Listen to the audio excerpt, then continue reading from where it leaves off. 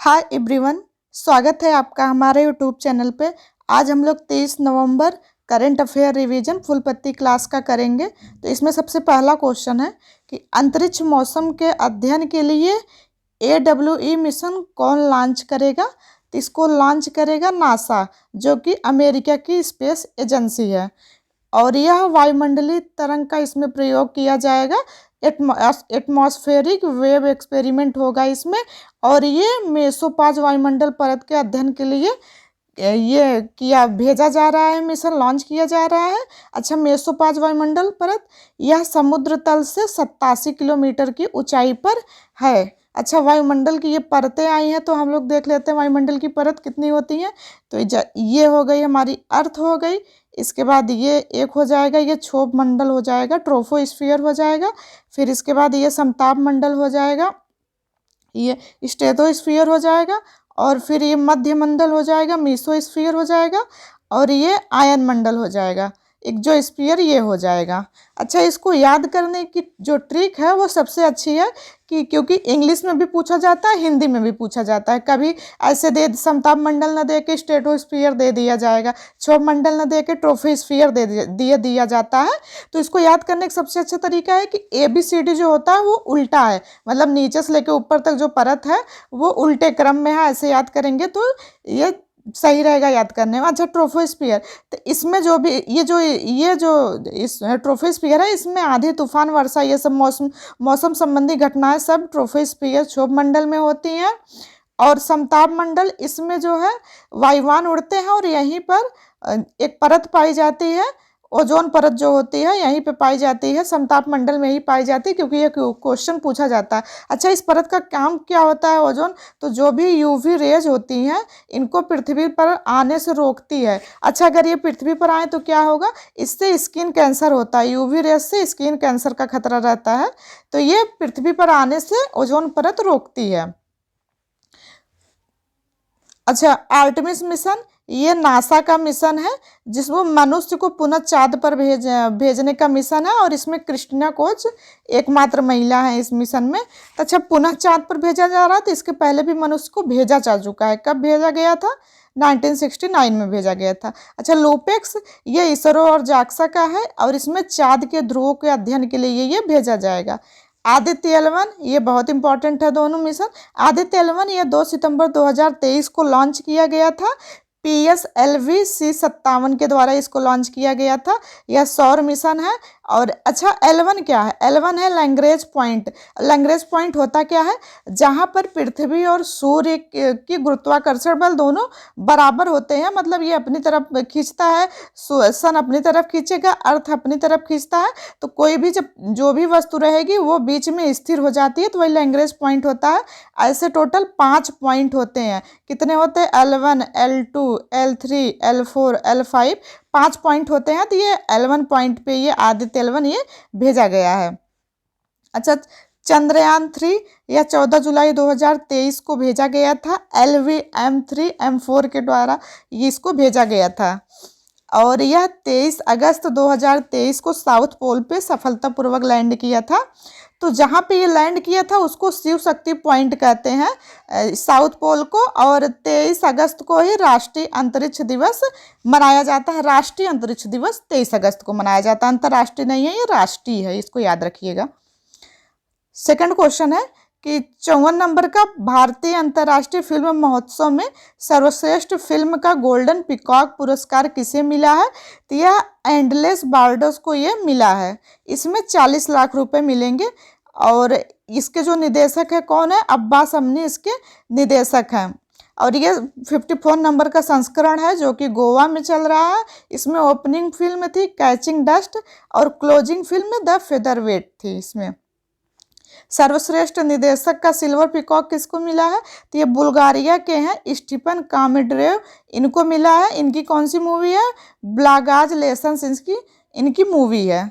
अच्छा, सर्वश्रेष्ठ एक्टर का अवार्ड पैरियो रहमानी को मिला है, एंडलेस बॉर्डर के लिए मिला। और सर्वश्रेष्ठ एक्ट्रेस का अवार्ड मेलानी थियरी को मिला है, पार्टी ऑफ फूल्स के लिए मिला, पार्टी ऑफ फूल्स के लिए। अच्छा, सत्यजीत रे लाइफ टाइम अचीवमेंट पुरस्कार ये माइकल डगलस को मिला है।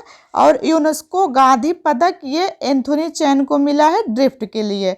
और सर्वश्रेष्ठ फीचर फिल्म ये नेशनल फिल्म है, सर्वश्रेष्ठ फीचर फिल्म का अवार्ड रॉकेटरी को मिला है। और दादा साहब फाल्के पुरस्कार वहीदा रहमान को दिया गया है। और 37वां राष्ट्रीय खेल गोवा में हुआ है, मोगा उसका शुभंकर है और पहले स्थान पे महाराष्ट्र रहा है। अच्छा, सिग्मो फेस्टिवल ये गोवा में मनाया जाता है, वहाँ के सीएम प्रमोद सावंत है और वहाँ की भाषा कोंकण है। और वहाँ पर विधानसभा की सीटें 40 है और 56वां संविधान संशोधन 1987 के द्वारा गोवा को राज्य का दर्जा मिला था। थर्ड क्वेश्चन है कि ASEAN India grassroots innovation forum का चौथा संस्करण कहाँ हुआ है? तो यह हुआ है मलेशिया में। अच्छा, मलेशिया की कैपिटल कोलालमपुर है और इसकी जो करेंसी है वो रिंगिट इसकी करेंसी है मलेशिया की। और यह जो ग्रास रूट्स इनोवेशन फोरम चल रहा है विज्ञान और तकनीक में नवाचार के लिए चल रहा है। अच्छा, ये चौथा है, तो पहला जकार्ता में हुआ था। अच्छा, आसियान इसकी स्थापना 1967 में हुई है, जिसका हेडक्वार्टर कहाँ है? जकार्ता है। अभी इसका 11वां देश तिमोर लेस्ते बन गया है। ब्रिक्स 2023 ये साउथ अफ्रीका में हुई है। और कॉफ 28 ये यूएई में हुआ है। और एससीओ 2023 ये तो इंडिया में हुआ है। और G20 2024 ब्राजील में होगा। 23 वाला तो इंडिया में हुआ है G20। क्वेश्चन नंबर 4 है कि किस देश के अनाक क्राकाटोवा ज्वालामुखी में शक्तिशाली विस्फोट हुआ है? तो यह इंडोनेशिया में है। क्राकाटोवा ज्वालामुखी कहाँ है? इंडोनेशिया में है। अच्छा, ये जो ज्वालामुखी होता है, ज्वालामुखी में होता क्या है? ये देखिए, ये ऐसे ये पूरा ये मैग्मा रहता है, ये ऐसे पूरा मैग्मा रहता है। जब इसमें ज्वालामुखी जब ये विस्फोट होता है तो इसमें से ऐसे लावा निकलते हैं और इसके बाद लावा निकलते हैं तो यहाँ पे ऐसे गड्ढा जैसा बीच में बन जाता है। इसको क्रेटर बोलते हैं, गड्ढे को क्रेटर बोलते हैं।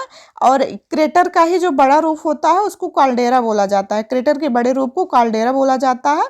और इसी काल्डेरा में जब पानी भर जाता है तो इसको झील बोलते हैं। तो नक्की झील जो राजस्थान में है वो क्रेटर झील का ही उदाहरण है। अच्छा, माउंट सिनाबुंग, माउंट मेरापी ये इंडोनेशिया में ज्वालामुखी है। और सर्वाधिक ज्वालामुखी और सुनामी कहाँ पे? तो पैसिफिक रिंग ऑफ फायर में है। और स्ट्रोम्बोली यह भूमध्य सागर का प्रकाश स्तंभ है। और मोना लोवा ज्वालामुखी ये हवाई द्वीप अमेरिका में है। विसुवियस और एटना ये कहाँ पे है? इटली में है। माउंट कोटोपैक्सी और माउंट चिम्बरजो ये इक्वाडोर में है। अच्छा, माउंट ताल ये फिलीपींस में है। भारत में एकमात्र एक्टिव वॉल्केनो कौन सा है? बैरन द्वीप है। ज्वालामुखी भारत में एकमात्र है एक्टिव। क्वेश्चन नंबर 5 है कि प्रतिवर्ष फिलिस्तीनी लोगों के साथ एकजुटता का अंतर्राष्ट्रीय दिवस कब मनाया जाता है? तो यह मनाया जाता है 29 नवंबर को। और इसको मनाता कौन हो? तो यूएनओ इसको मनाता है। अच्छा, 29 नवंबर 1947 को यूएनओ ने 2 राष्ट्र सिद्धांत दिया था। एक तो अरब देश दिया था जिसमें फिलिस्तीन, और एक यहूदी दिया था जो इजराइल है। और इसका जो संकल्प था 181 सेकंड इसका ये संकल्प था। अच्छा, इजराइल से सीमा किसकी लगती है? तो लेबनान, सीरिया, जॉर्डन, मिस्र और भूमध्य सागर की इजराइल से सीमा लगती है। ये न्यूज में चल रहा है तो हो सकता है इससे क्वेश्चंस पूछे जा सकते हैं एग्जाम में, आने वाले जो भी आगामी एग्जाम है। अच्छा, ऑपरेशन अजय ये इजराइल में भारतीयों को वापस लाने के लिए चलाया गया था भारत के द्वारा।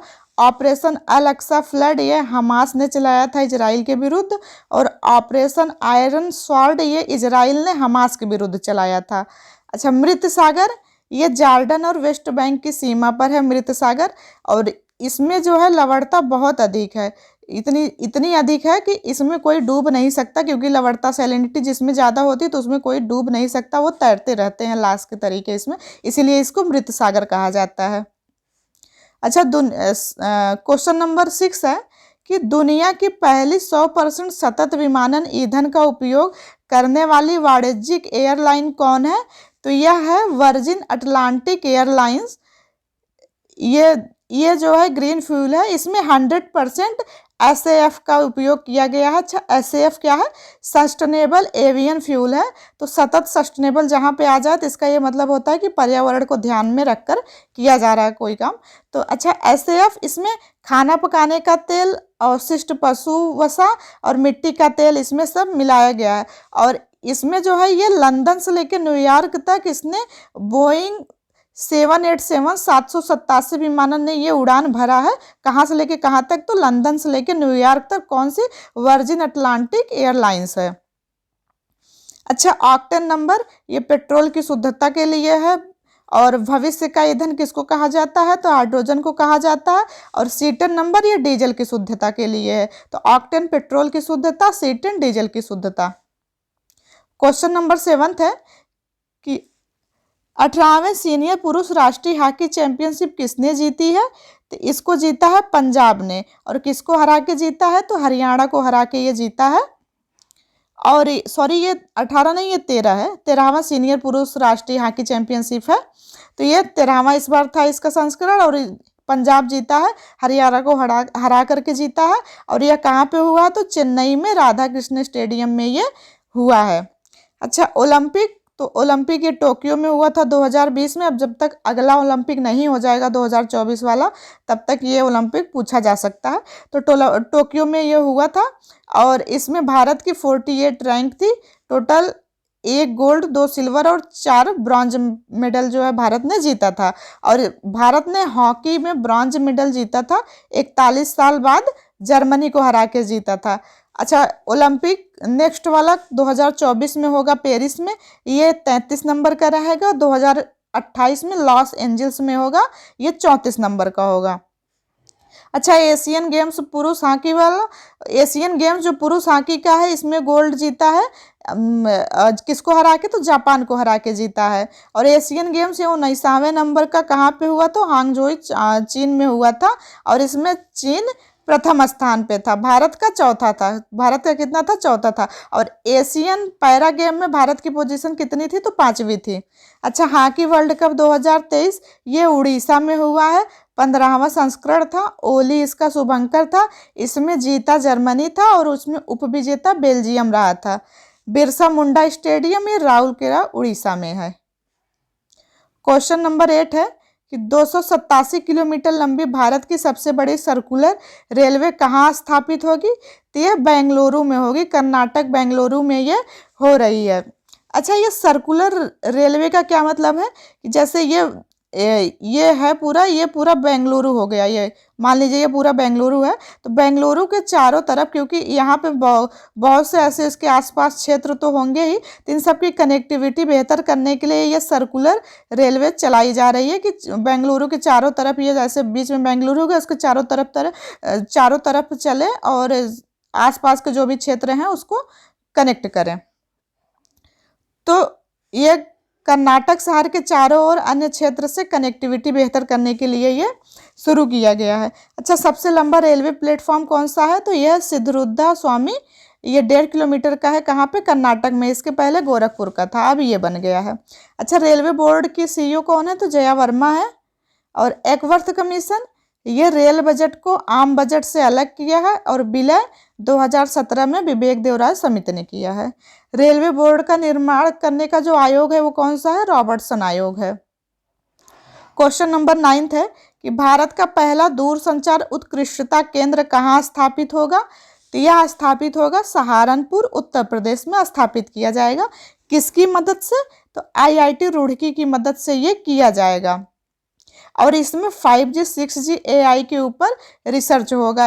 ये जो यहाँ पे नवाचार किया जा, दूरसंचार उत्कृष्टता केंद्र किया जा रहा है। अच्छा, हार्ड कुक्ड मील योजना, ये उत्तर प्रदेश सरकार के द्वारा चलाया गया 3 से लेकर 6 साल तक के बच्चों के लिए।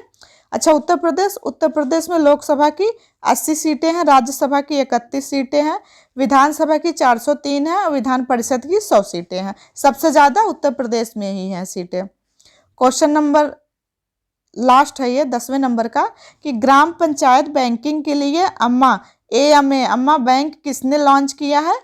तो ये उड़ीसा के द्वारा किया गया है। वहाँ के CM नवीन पटनायक ने इसको किया है। और ये है क्या? तो इसमें लास्ट माइल कनेक्टिविटी है। जो ग्राम पंचायत बैंकिंग के लिए है, इसमें लास्ट माइल कनेक्टिविटी है, ये डोर स्टेप सुविधा है। डोर स्टेप सुविधा में वरिष्ठ नागरिक जो है, गर्भवती महिला, दिव्यांग के लिए ये बैंक घर तक जाएगी। और इसमें कम लागत में माइक्रो बैंकिंग की सुविधा इसमें दी गई है। और इसमें 6 बैंकों ने सहयोग किया है। कौन कौन सी? SBI है और PNB है, BOI है, BOB है, UBI और यूको बैंक, इन सब ने इसमें सहयोग किया है। तो ये थे आज के करंट अफेयर के वीडियो। अगर आपको ये वीडियो पसंद आई हो तो वीडियो को लाइक करिएगा, चैनल पे नए हैं तो चैनल को सब्सक्राइब करिएगा। इसकी PDF आपको टेलीग्राम पे मिल जाएंगे, जिसका लिंक इस वीडियो के डिस्क्रिप्शन में दे दिया जाएगा, तो आप वहाँ से जाके PDF प्राप्त कर सकते हैं रिविजन के लिए। मिलते हैं नेक्स्ट वीडियो में। Thank you.